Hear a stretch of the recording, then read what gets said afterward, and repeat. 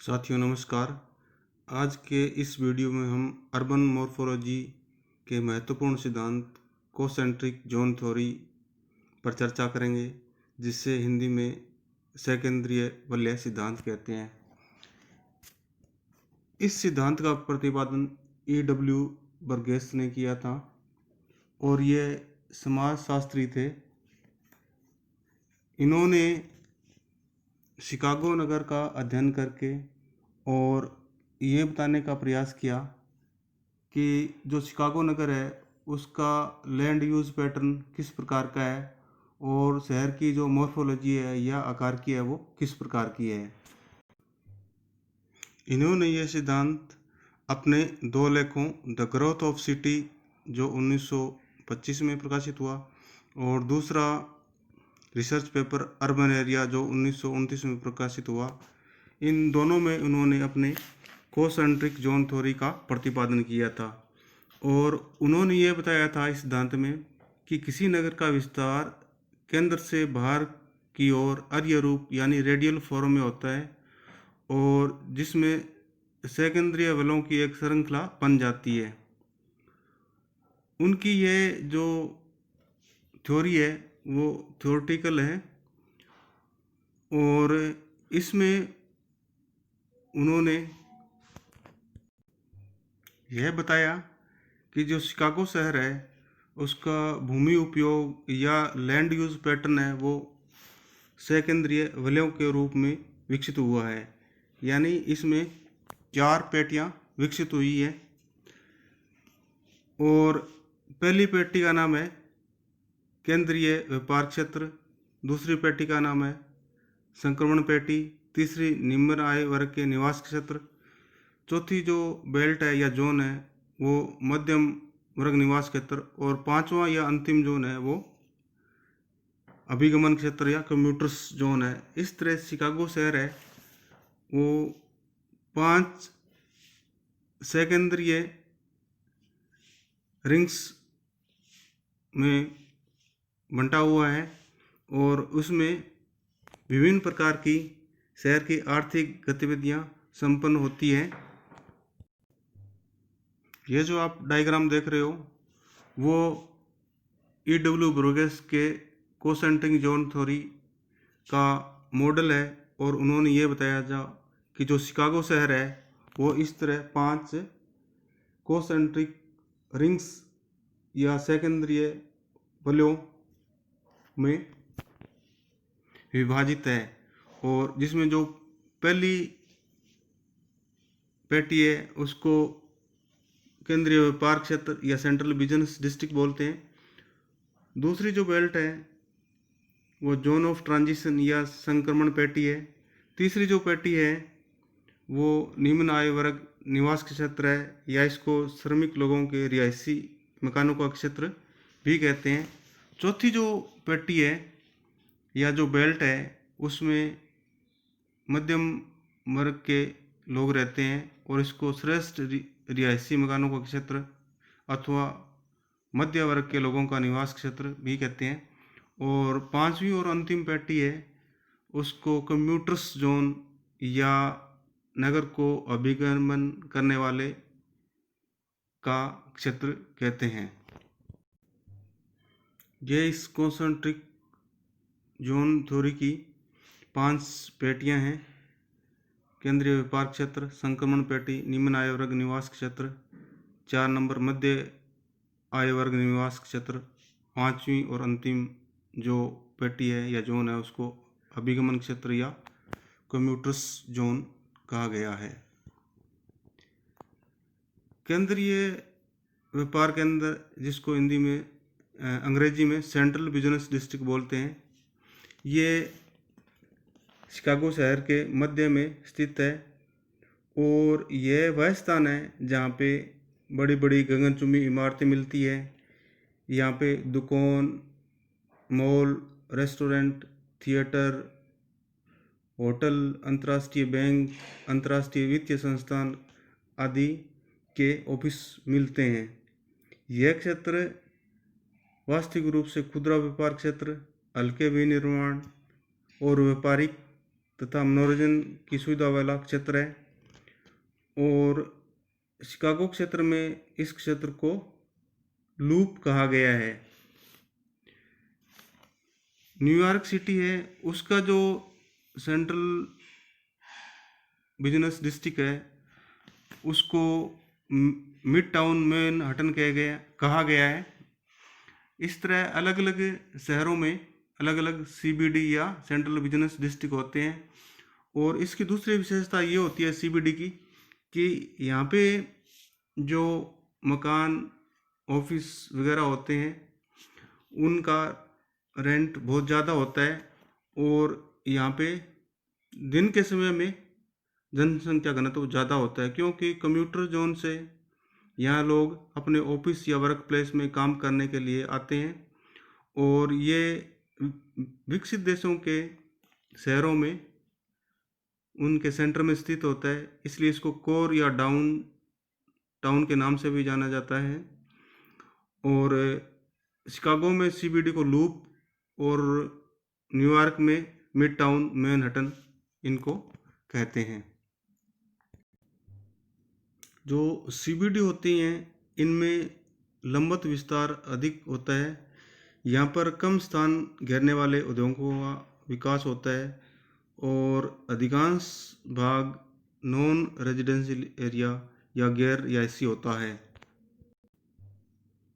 संक्रमण या transition zone, CBD के चारों तरफ संक्रमण जोन होता है और इसके अंदर रिहायशी क्षेत्र होते हैं जिसमें जगह जगह उद्योग एवं व्यापारिक संस्थान स्थित होते हैं जो आंतरिक पैठी से खिसक कर यहाँ बस जाते हैं।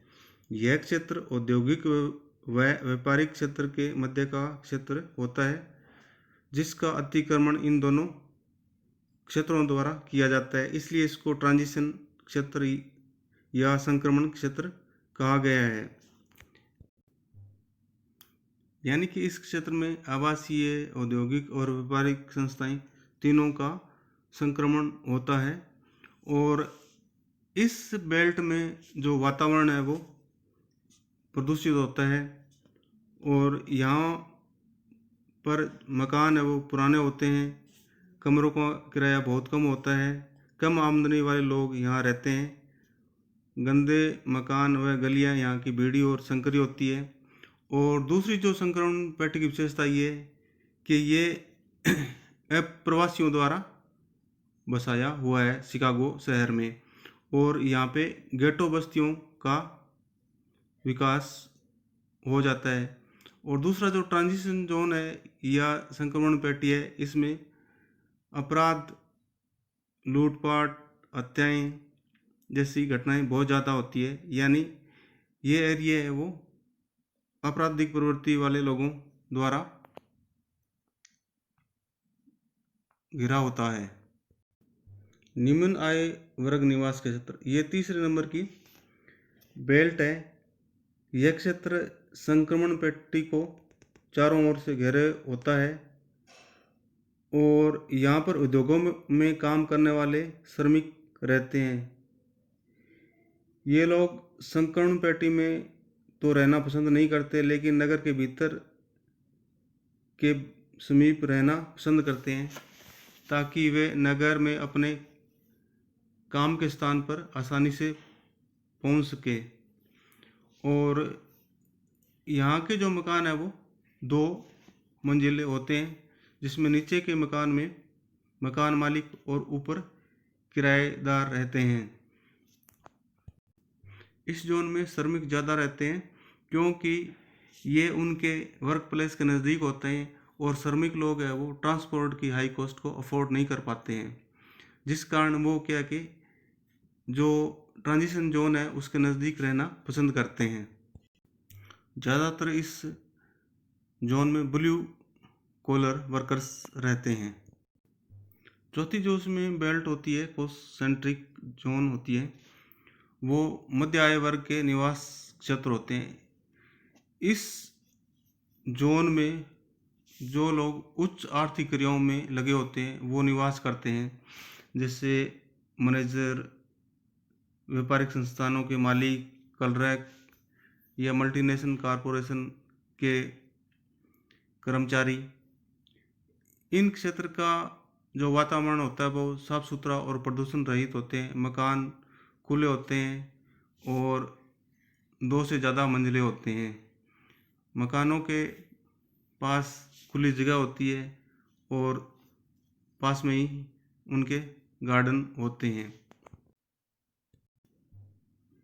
कोसेंट्रिक जोन थ्योरी जो कि E.W. वर्गेस द्वारा प्रतिपादित की गई थी, उसका जो अंतिम जोन है वो कंप्यूटर्स जोन है या अभिगमन क्षेत्र है, जिसमें CBD में काम करने वाले लोग रोज़ाना अपने ऑफिस को सुबह जाते हैं और शाम को वापस अपने क्षेत्र में वापस आ जाते हैं।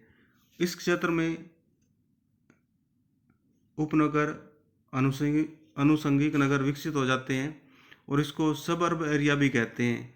कुछ जोग्राफर ने इसको बेडरूम टाउन भी कहते हैं, क्योंकि इस क्षेत्र में निवास करने वाले लोग दिन में अपने वर्क प्लेस पे होते हैं और शाम को सिर्फ रहने के लिए अपने इस जोन में आते हैं। इस क्षेत्र में उच्च श्रेणी के रिहायशी मकान बने होते हैं। अब इस सिद्धांत की आलोचना की बात करें। इस सिद्धांत की आलोचना में अर्बन मॉर्फोलॉजी के 2 सिद्धांत और हैं। एक सिद्धांत है सेक्टर थ्योरी या खंड सिद्धांत, जो कि होमर होट ने 1939 में प्रस्तुत किया था। उसने ये बताया था कि शहरों का जो लैंड यूज पैटर्न है वो कोसेंट्रिक जोन्स में न होकर सेक्टर के रूप में होता है या खंड के रूप में होता है, और प्राय जो विकसित देश है उनमें 5 खंड देखने को मिलते हैं। नंबर 1 है CBD या केंद्रीय व्यापारिक क्षेत्र। नंबर 2 थोक पैमाने पर हल्के विनिर्माण उद्योग क्षेत्र। नंबर 3 निम्न वर्ग रिहायशी क्षेत्र। नंबर 4 मध्य वर्ग रिहायशी क्षेत्र और नंबर 5 उच्च वर्ग रिहायशी क्षेत्र। इसी तरह एक सिद्धांत और है अर्बन मॉर्फोलॉजी का, जो ये कहता है कि लैंड यूज पैटर्न है वो कोसेंट्रिक न होकर के मल्टी न्यूक्लियल होते हैं, यानी बहुनाभिक होते हैं, यानी जगह जगह शहर में अलग अलग लैंड यूज पैटर्न बनते हैं। और इस सिद्धांत का प्रतिपादन C.D. हैरिस तथा उलेमान ने 1935 में अपने शोध पत्र द नेचर ऑफ सिटीज में प्रकाशित किया था और उन्होंने कोसेंट्रिक जोन थ्योरी की आलोचना की। उन्होंने ये बताया था कि जो व्यापारिक संस्थान या उद्योग होते हैं वो या जो शहरों का लैंड यूज पैटर्न होता है वो कोसेंट्रिक जोन में न होकर के और बहुनाभिक रूप में होता है। और इन्होंने ये जब बताया था कि केंद्रीय व्यापारी केंद्र, फिर थोक और व्यापार व हल्का विनिर्माण उद्योग क्षेत्र होता है, फिर भारी उद्योग क्षेत्र होता है, फिर रिहायशी क्षेत्र होता है, फिर उसके चारों तरफ छोटे छोटे नाभिक क्षेत्र होते हैं जिसमें क्या क्या अलग अलग तरह का लैंड यूज पैटर्न डेवलप हो जाता है, और लास्ट में उपनगर या अनुषंगी नगर हो जाते हैं। वहाँ पे मुख्य नगर से हटके अलग लैंड यूज पैटर्न हो जाता है। नंबर 2, अगर हम विकासशील देशों की बात करें तो वहाँ पे इस तरह का लैंड यूज पैटर्न अर्बन शहरों में या अर्बन एरियाज़ में विकसित नहीं होता है। वहाँ पे जो बाज़ार या औद्योगिक संस्थान या औद्योगिक क्षेत्र विकसित होते हैं वो पॉकेट्स या खंडों के रूप में होते हैं। जैसे कांच के सामान अलग जगह मिलेगा, लोहे बाज़ार अलग होगा, मसालों का बाज़ार अलग होगा। ये इसलिए हो पाता है कि जो विकासशील देश है उसमें ये जो कार्य होते हैं वो जातिगत होते हैं। जैसे लोहे का काम लुहार करता है, सोने का काम सुनार करता है, इस तरह। तो विकासशील देशों के शहरों में कोसेंट्रिक जोन है वो पूरी तरह से लागू नहीं होती। इसकी जो तीसरी आलोचना ये होती है कि जो भूग्राफिकल या जोग्राफिकल जो एरिया होता है उसका इसमें ध्यान नहीं रखा गया है। ये समतल जगह पे तो कॉन्सेंट्रिक जोन संभव है, लेकिन जहाँ पहाड़ी क्षेत्र है, नदी क्षेत्र है, वहाँ पे क्या कि शहर में कॉन्सेंट्रिक जोन की तरह लैंड यूज पैटर्न विकसित नहीं होता, वहाँ पे अलग तरह का पैटर्न होता है। तीसरा जो यातायात के साधन है, जैसे रेल मार्ग है, सड़क मार्ग है, उनके दोनों तरफ भी लैंड यूज पैटर्न है वो कॉन्सेंट्रिक न होके अलग तरह से विकसित होता है। इस तरह इस सिद्धांत की आलोचना करते हैं, लेकिन इस सिद्धांत ने अर्बन मॉर्फोलॉजी में नए सिद्धांत और नई थ्योरीज को प्रतिपादित करने के लिए एक बेस थ्योरी का काम किया है। इसलिए इसके महत्व को हम कम नहीं आंक सकते और इस दृष्टि से इसका वर्तमान समय में भी प्रासंगिकता है। धन्यवाद। इस वीडियो को अधिक से अधिक शेयर करें और चैनल को सब्सक्राइब करें। धन्यवाद।